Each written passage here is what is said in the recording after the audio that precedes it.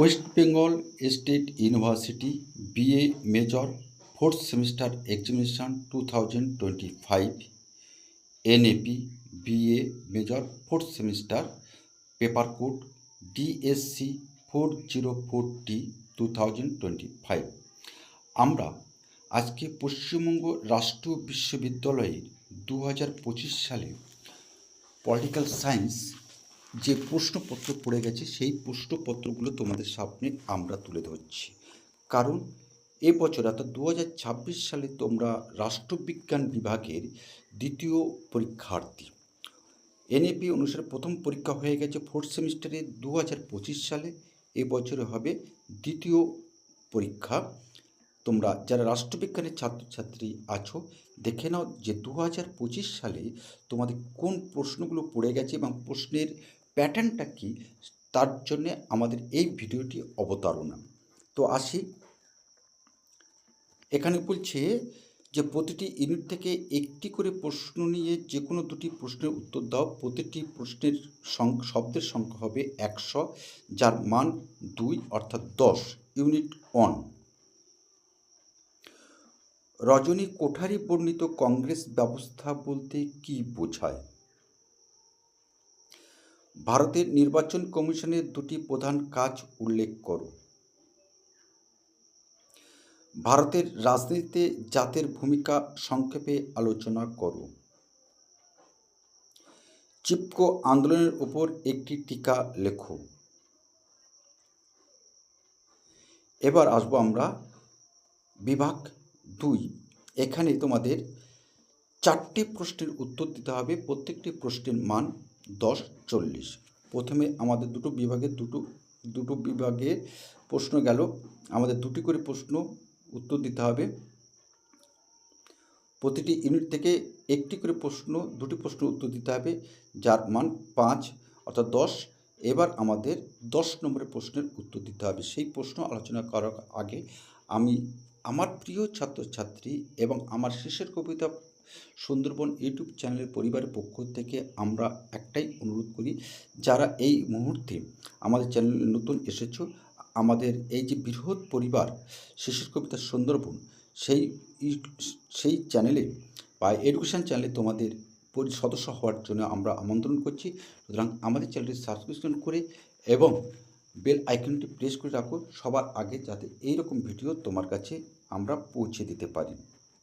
তো আসি আমরা এবার বিভাগ খ বিভাগের কী প্রশ্ন তোমাদের পড়েছে। ইউনিট 1, ভারতীয় দলীয় ব্যবস্থার প্রধান বৈশিষ্ট্যগুলি আলোচনা করো। সাম্প্রতিককালে ভারতের জোট রাজনীতির বিকাশের কারণগুলি আলোচনা করো। ভারতের যে কোনো একটি প্রধান জাতীয় রাজনৈতিক দলের আদর্শ ও কর্মসূচি ব্যাখ্যা করো। ভারতের নির্বাচন ব্যবস্থার মূল বৈশিষ্ট্যগুলি নির্দেশ করো।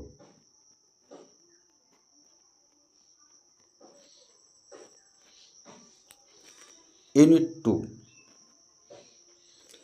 সমসাময়িক ভারতীয় রাজনীতিতে একটি প্রধান বিষয় হিসেবে ধর্মের ভূমিকা বিশ্লেষণ করো। ভারতের রাজনীতির রূপরেখা সৃষ্টিতে কৃষক সম্প্রদায় কতটা গুরুত্বপূর্ণ ভূমিকা পালন করে। ভারতের পরিবেশ আন্দোলন উত্থান ও প্রভাব পর্যালোচনা করো। আমার প্রিয় ছাত্রছাত্রীদের কাছে আমাদের একটি প্রশ্ন আমরা এই মুহূর্তে রেখে যাচ্ছি, যে আমাদের এই চ্যানেলটি তোমাদেরকে ভালো লাগছে কি না।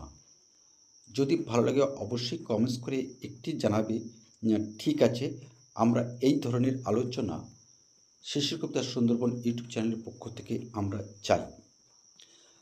আর এই চ্যানেলটি আরও কীভাবে বৃহৎ ছাত্রছাত্রীদের কাছে, বৃহৎ অংশের ছাত্রছাত্রীর কাছে আমরা পৌঁছে দিতে পারি, তার জন্যে তোমাদের আমরা সাজেশান চাইছি। তো এবার আসি, এবার কী প্রশ্ন পড়েছে। ভারতের রাজনীতিতে গণমাধ্যমের ভূমিকার সমালোচনামূলক আলোচনা করো। এটাই ছিল, এখানে তোমাদের 4টি প্রশ্ন আছে বিভাগ ক্ষয়ে। সেই প্রশ্নগুলো তোমাদেরকে আমরা তুলে ধরলাম। আশা করি এই যে আমরা শেষের কবিতা সুন্দরবন ইউটিউব চ্যানেলের পক্ষ থেকে যে প্রশ্নগুলো তোমাদের কাছে তুলে ধরলাম, এই প্রশ্নগুলো তোমরা বাদ দিয়ে অন্যান্য প্রশ্নগুলো করতে পারো। তবে ইউনিভার্সিটির নিয়ম অনুসারে যেটি আছে সেটি হলো এই, প্রতি বছর কিন্তু 20% প্রশ্ন কিন্তু রিপিট হতে পারে। যদিও আমরা অভিজ্ঞতা দেখেছি এই ধরনের রিপিট খুব একটা বিষয় দেখা যায় না, তবু যে নিয়মটি আছে সেটি আমরা তোমাদের কাছে তুলে ধরলাম। তোমরা সেইভাবে ফলো আপ করে, এখনও সময় আছে, এইভাবে প্রস্তুতি নিয়ে তোমরা প্রস্তুতি নাও। নিঃসন্দেহে আশা করছি তোমাদের ভালো রেজাল্ট হবে।